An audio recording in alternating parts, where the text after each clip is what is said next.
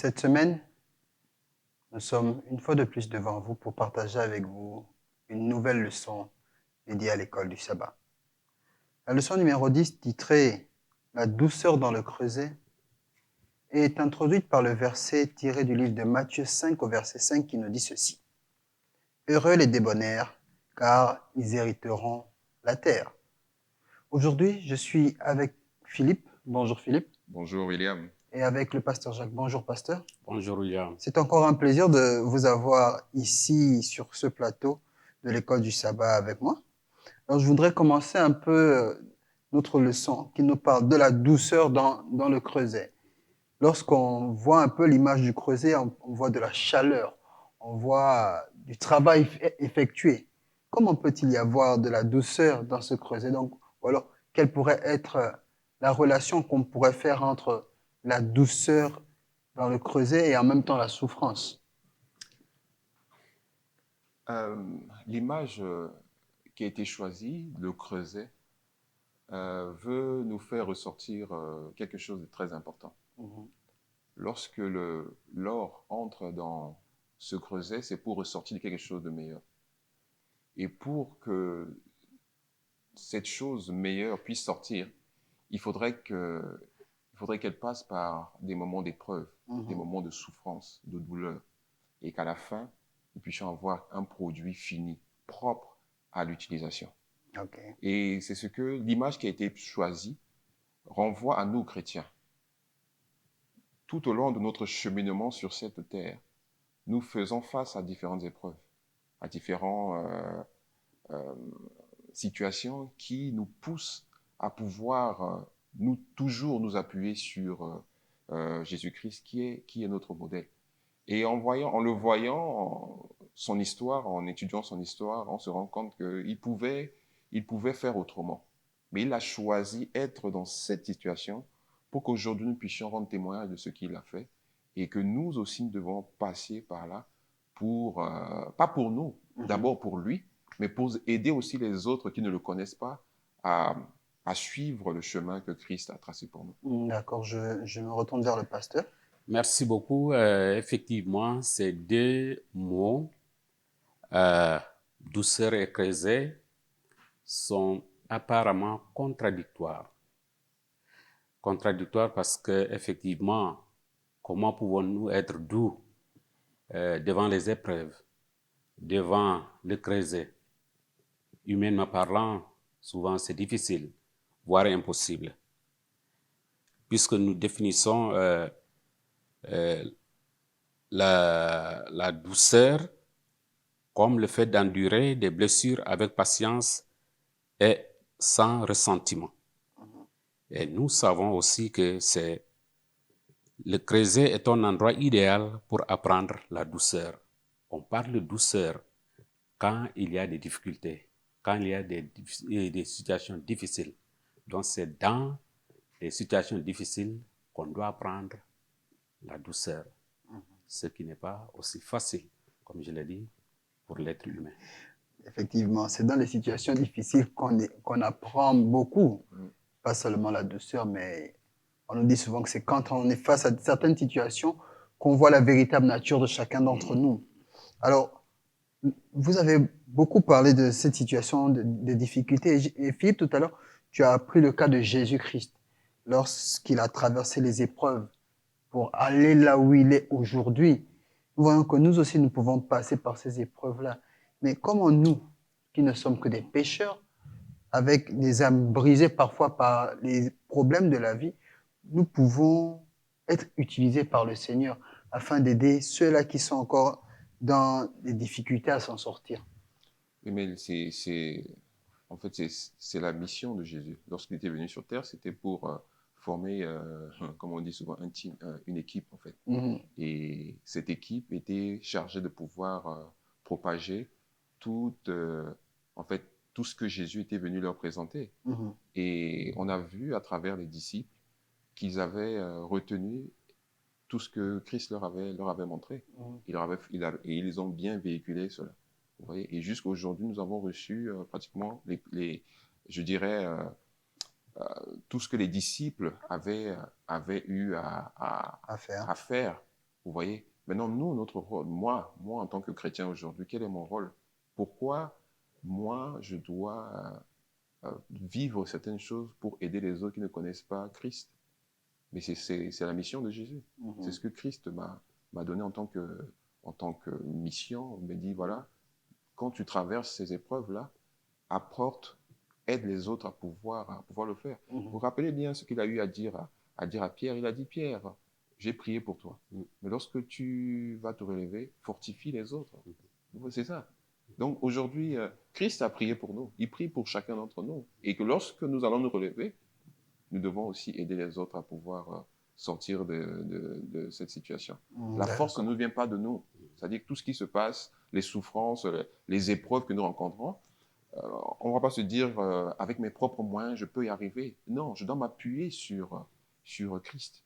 Et en m'appuyant sur lui, lui, il va m'aider à pouvoir faire face à toutes ces épreuves. Parce que ce n'est plus moi qui vis, C'est c'est Christ qui Christ vit en qui moi. vit en moi. Effectivement. Oui, comme on le dit, pain brisé et vin versé pour les autres. Nous sommes ce pain et ce vin versé pour que d'autres puissent en bénéficier. Et l'exemple qu'on nous donne ici, c'est Moïse. Moïse qui, bien sûr, il a été formé en Égypte. Après ça, il est parti. Il revient encore, bien sûr, avec tout un ensemble de doutes au début. Mais après, il a accepté. Mais voyez-vous les difficultés auxquelles il était confronté. Il a eu à endurer. D'ailleurs, durant ces moments, il a eu à laisser sa famille. Donc, il était là pour le bien de tout un peuple. Il a eu à souffrir. On l'a critiqué, on l'a jugé, on l'a condamné. Mais malgré tout ça, il s'est donné à fond. L'exemple aussi de Joseph. Lui qui a été rejeté, vendu par ses propres frères. Et après sa mise en prison. Mais en fin de compte, c'était pour sauver ce peuple. Donc, il y a des choses que nous faisons. Aujourd'hui, peut-être nous ne pouvons pas nous rendre compte. Mais c'est demain que nous saurons effectivement que Dieu nous a utilisés pour le bien des autres. Et Christ, c'est l'exemple parfait. Ouais. Il a tout fait, il a tout donné, le meilleur. Et d'ailleurs, le fait d'accepter de quitter les paradis célestes pour venir ici sur terre, voici un exemple palpable pour nous montrer qu'effectivement, nous devons souffrir aussi pour les autres. Ok. Nous devons souffrir pour les autres. Il y a, il y a- il y a des situations parfois difficiles à comprendre. Lorsque je suis avec mes enfants souvent à la maison et que je demande au plus grand, fais ceci, il va dire, mais papa, c'est le petit qui a fait, pourquoi moi? Pourquoi moi? Et souvent, nous nous estimons avoir plus de grâce que les autres. Parce que nous pensons souvent que les autres sont moins que nous. Ils sont pires que nous-mêmes. Ils sont plus empêtrés dans le péché que nous. Et parfois, ce genre de situation nous ramène encore à aller vers ces mêmes personnes pour les aider. Donc moi, je voudrais savoir comment nous, qui avons la grâce aujourd'hui d'être appelés enfants de Dieu, pouvons-nous aller vers ceux-là qui ne se reconnaissent pas encore comme enfants de Dieu? Comment pouvons-nous leur refléter cette grâce que Dieu a mis à notre disposition? Oui, l'exemple toujours de Jésus qui est là, palpable. Qu'est-ce qu'il a eu à mériter pour souffrir, pour venir mourir, pour être rejeté? On a craché dessus. Il l'a fait pour les autres, pour nous, pour vous et moi. Donc seulement pour que nous puissions avoir cette grâce d'avoir la vie éternelle. C'est nous qui méritions ça. Mais tout ça, il a mis de côté. Il nous a enlevés afin que nous puissions vraiment bénéficier. Qui sommes-nous pour ne pas faire grâce aux autres? C'est vrai, c'est difficile, comme je l'ai dit. C'est seulement par la grâce de Dieu que nous arrivons à faire grâce aux autres. Parce que quelqu'un qui on a considéré presque comme un ennemi, en temps normal, nous ne devons plus avoir affaire à lui. Effectivement. Mais Jésus lui dit, aimez-le, priez pour lui, souffrez pour lui. Parce que souvent, ces gens-là, ils ne savent pas ce qu'ils font. Jésus, lorsqu'il était sur la croix, il a dit quelque chose qui était vraiment magnifique. Il dit, Père, pardonne-leur car ils ne savent pas ce qu'ils font. Parce que s'ils savaient ce qu'ils étaient en train de faire, ils n'auraient pas agi sûrement comme ils ont fait. Et c'est une leçon pour nous. Lorsque quelqu'un qui agit mal ou bien lorsqu'on on le voit disant qu'il ne mérite pas ça, il suffit juste de dire, il ne sait pas ce qu'il fait. Parce qu'il n'a pas encore compris. Le moment où si on comprend vraiment notre rôle sur cette terre, on n'aurait pas agi ainsi. Ouais. Vous voyez un peu. Et beaucoup d'entre nous, même en tant que chrétiens, des fois, lorsque la colère prend le dessus, mais c'est fini. On oublie tous les principes que nous avons appris et tout. Et comme tu as eu à le souligner, notre vraie nature, elle ressort. Et voilà. Et lorsqu'on agit ainsi, c'est fini. Donc, tout le travail qui a été fait, c'est peine perdue. Ouais. Mais malgré tout ça, Dieu nous tend encore la main pour nous dire, c'est pas grave, reviens, je vais encore t'aider à pouvoir, à passer encore de nouveau dans ce creuset-là pour que de toi puisse sortir quelque chose de merveilleux. Ouais. Alors, quand notre véritable nature ressort, souvent, le résultat n'est pas beau à voir. Hein. C'est la catastrophe totale. Mais imaginez-vous un peu. Imaginez-vous, pasteur, que la situation dans laquelle vous vous trouviez est une situation d'injustice. Et quand vous dites, bon, pasteur Jacques, c'est à cause de vous qu'on est dans cette situation. Et les personnes qui vous indexent sont des personnes que vous connaissez très bien. Qu'est-ce que vous allez garder ou qu'est-ce que vous allez retenir de ces personnes? Vous allez retenir le mal qu'ils vous font ou bien vous allez regarder au-delà du mal qu'ils vous font pour retirer quelque chose de bon de ces personnes? Il y a quelqu'un qui écrit pour dire qu'aimer nos ennemis ne signifie pas d'aimer la poussière qui couvre une perle. Cela signifie plutôt aimer la perle qui est couverte de la poussière. Cela veut dire quoi? Cela veut dire que nous ne devons pas nous focaliser sur le mal que la personne a fait, mais nous focaliser sur cette personne avec qui j'avais eu de très bonnes relations, qui est mon ami. Nous focaliser à ça, ne pas nous focaliser sur l'instant, sur le mal qu'il a fait. Parce que souvent, nous oublions que c'est l'ennemi qui est derrière tout ça. Et là, la première réaction, c'est de se venger. Nous devons aimer. Nous devons être patients vers les uns les autres. Et d'ailleurs, c'est ça que Jésus-Christ lui-même dit dans Matthieu au chapitre 5, à partir du verset 44, 45, 46. Verset 44, il dit, « Mais moi, je vous dis, aimez vos ennemis, bénissez ceux qui vous maudissent, faites du bien à ceux qui vous haïssent, et priez pour ceux qui vous maltraitent et qui vous persécutent. » Au verset 46 maintenant, « Si vous aimez ceux qui vous aiment, quelle récompense méritez-vous? Les publicains aussi n'agissent-ils pas de même? » Nous devons faire la différence par rapport aux autres. Eux, c'est œil pour œil, dent pour dent. Mais nous devons aimer. Nous devons souffrir aussi pour les autres. Voilà, j'irai au-delà. Parce que là, c'est quelqu'un que l'on connaît. Maintenant, admettons que la personne, on ne la connaît pas. Comment on va faire? Tu es au supermarché ou bien dans la circulation et quelque chose se passe. Tu es injustement accusé d'avoir mal conduit ou bien d'avoir fait quelque chose. Quelle serait ta réaction? C'est tout ça, en fait. C'est que, est-ce que tu vas l'insulter? Comment vas-tu te comporter? Est-ce que tu vas rester calme? Est-ce que tu vas rester humble? Parce que l'humilité peut être traduite aussi comme étant une faiblesse. Tu as peur, et ainsi de suite. Mais quelqu'un qui est calme, c'est un don que Dieu seul peut accorder.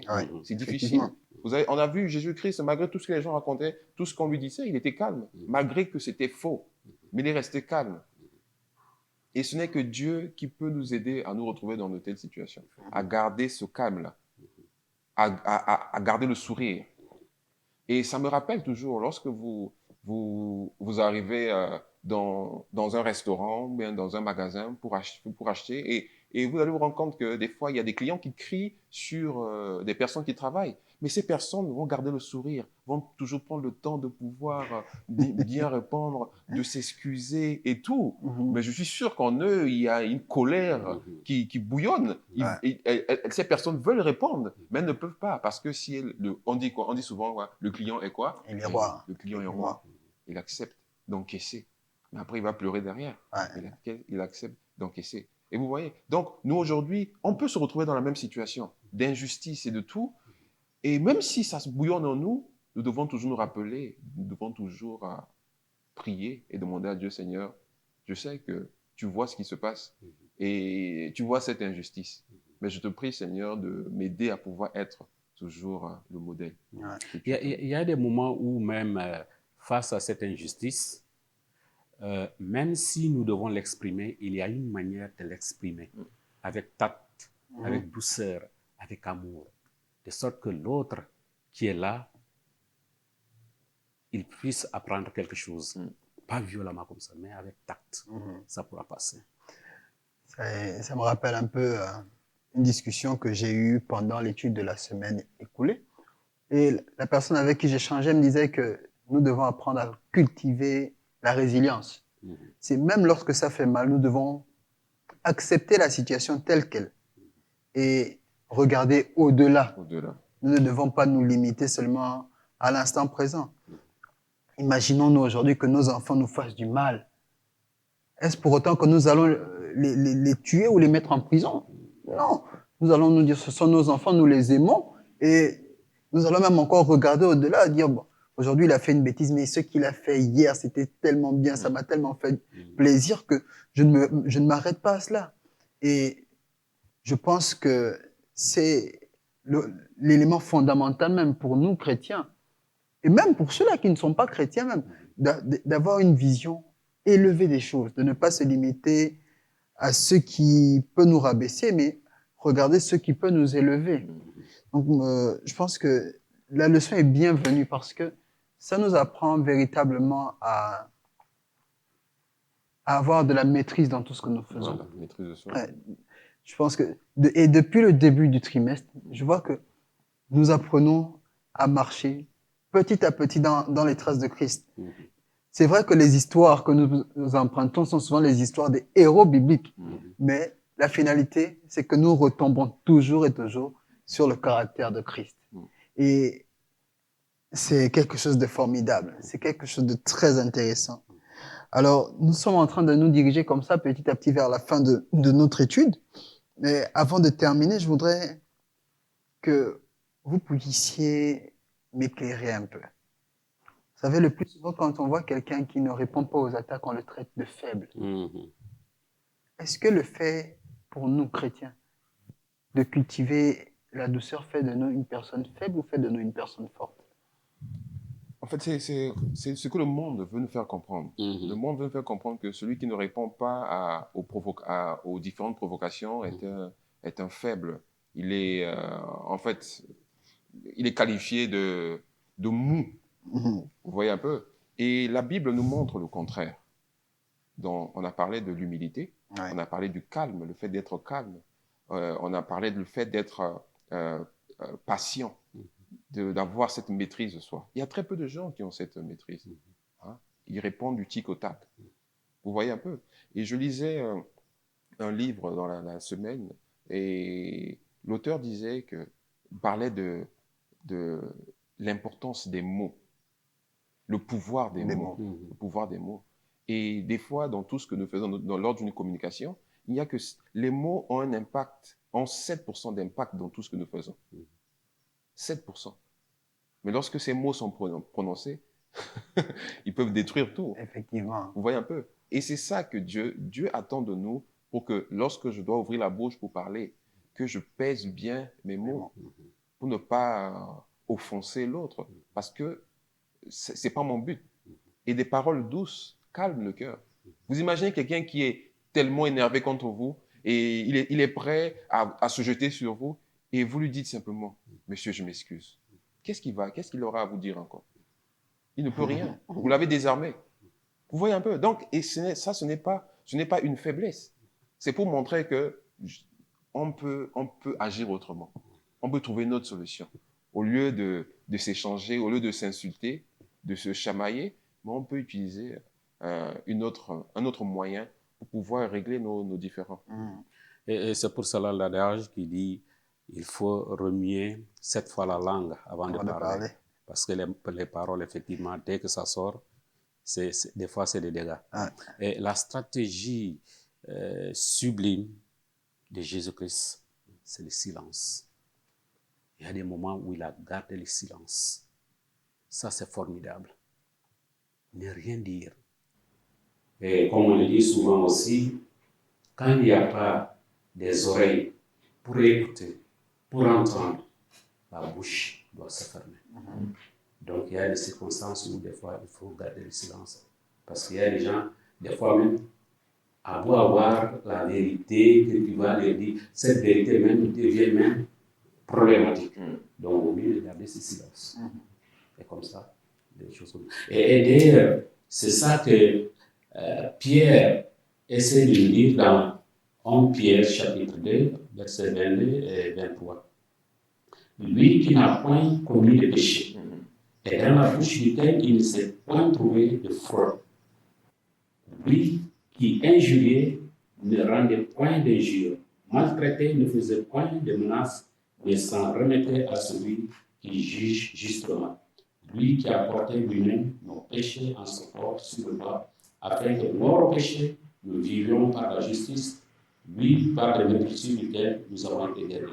Car vous étiez comme des brebis errantes, mais maintenant vous êtes retournés vers le pasteur et le gardien des brebis. Donc, à un moment, Jésus, il garde le silence. Des fois, on nous posait la question, il te dit, tu l'as dit. Il est écrit. On ne peut pas de commentaire. N'es-tu pas le Fils de Dieu? C'est toi qui t'es dit le Fils de Dieu? Et même sur la croix, avec les deux brigands, l'autre dit, si tu es vraiment le Fils de Dieu, alors, il faut faire un miracle. Tu sors d'ici aussi, tu nous aides aussi à sortir. Jésus a gardé le silence. Plutôt, il a demandé pardon à tous ceux-là qui ont été en train de l'insulter. Alors, la douceur n'est pas donc une faiblesse. Le fait d'éviter la confrontation directe n'est pas un aveu de faiblesse.